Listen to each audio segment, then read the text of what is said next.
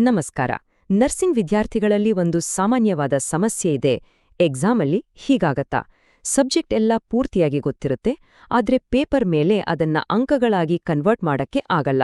ತುಂಬಾ ಜನಕ್ಕೆ ಈ ಪ್ರಾಬ್ಲಮ್ ಇರುತ್ತೆ. ಸರಿ, ಈ ಒಂದು ಸಾಮಾನ್ಯವಾದ ಸಮಸ್ಯೆಯನ್ನ ಹೇಗೆ ಬಗೆಹರಿಸ್ಬೋದು ಅಂತ ಈ ಒಂದು ಚರ್ಚೆಯಲ್ಲಿ ನೋಡೋಣ ಬನ್ನಿ. ಹೌದು ಅಲ್ವಾ? ವಿಷಯದ ಬಗ್ಗೆ ಪೂರ್ತಿ ಜ್ಞಾನ ಇರುತ್ತೆ, ಆದ್ರೆ ಮಾರ್ಕ್ಸ್ ಮಾತ್ರ ಕೈಗೆ ಸಿಗಲ್ಲ. ಇದು ನಿಜಕ್ಕೂ ತುಂಬಾನೇ ಫ್ರಸ್ಟ್ರೇಟಿಂಗ್ ಆಗಿರುತ್ತೆ. ಆದ್ರೆ ಚಿಂತೆ ಬೇಡ, ಯಾಕಂದ್ರೆ ಗೊತ್ತಿರೋ ವಿಷಯವನ್ನ ಪರೀಕ್ಷೆಯಲ್ಲಿ ಪ್ರೆಸೆಂಟ್ ಮಾಡೋಕೆ ಒಂದು ಸರಿಯಾದ ವಿಧಾನ ಇದೆ.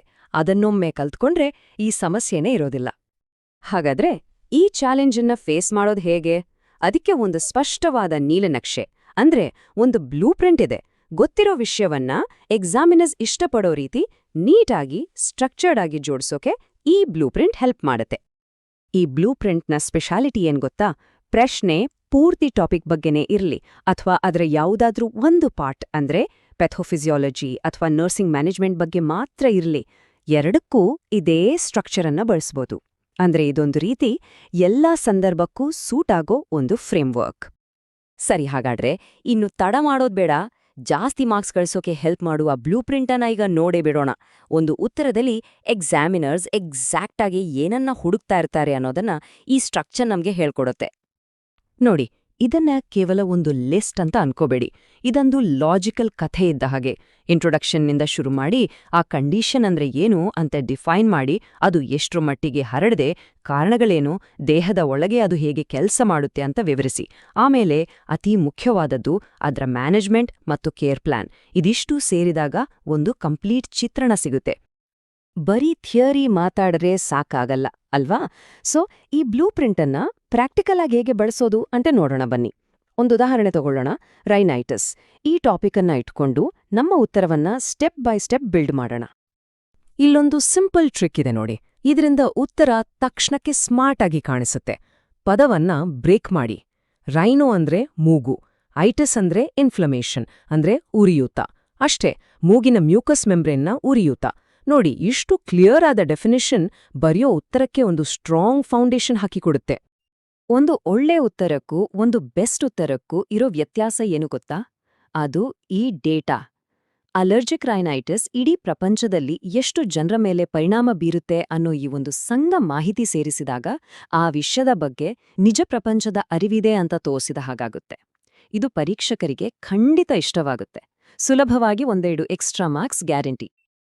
ಓಕೆ, ಇಲ್ಲಿಯವರೆಗೆ ಏನು ಮತ್ತು ಎಷ್ಟು ಅನ್ನೋದನ್ನ ನೋಡಿದ್ವಿ.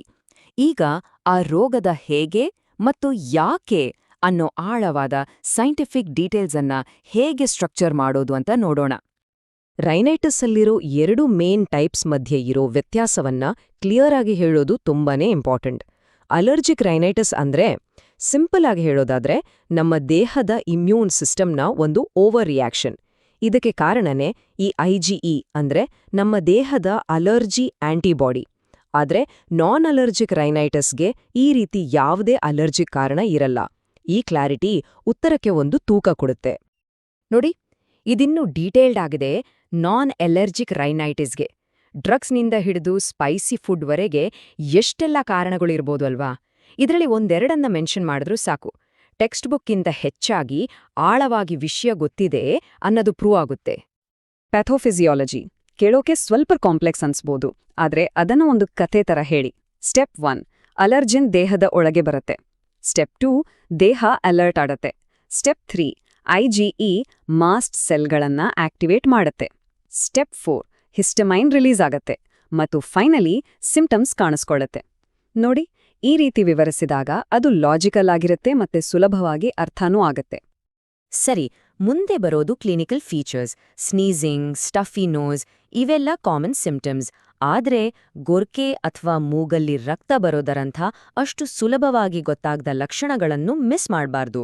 ಒಂದು ಕಂಪ್ಲೀಟ್ ಲಿಸ್ಟ್ ಕೊಟ್ಟಾಗ ವಿಷಯದ ಬಗ್ಗೆ ಇರೋ ಆಳವಾದ ಜ್ಞಾನ ಪ್ರದರ್ಶನ ಆಗತ್ತೆ.